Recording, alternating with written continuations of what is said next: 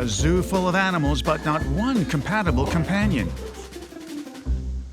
Until one stormy night, a tiger cub came into the world.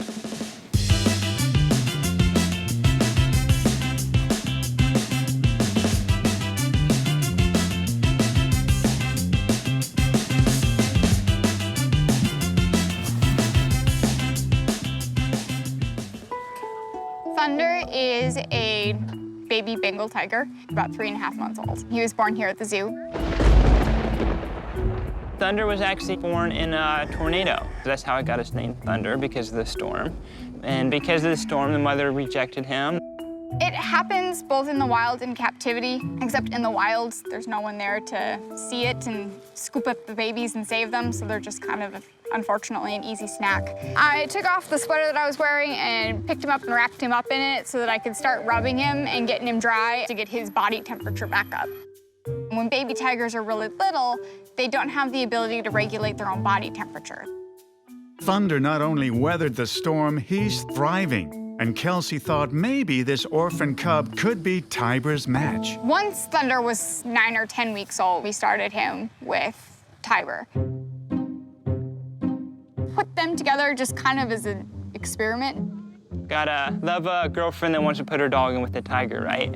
My hope was that it gives him an outlet for all of that energy and gives Thunder a playmate as well. Anytime you introduce two animals to each other, even if they're of the same species, even if they're the same age, exactly the same size, you never know exactly what's going to happen. Good boy, Thunder. There is the potential that they could have hurt one another. They were introduced to each other on leashes, so that way they could come close and sniff one another and get to know one another. But if it got to be too much for either one of them, we could also pull them apart. You always want to be cautious and give them that time to be used to each other before they totally just go for it.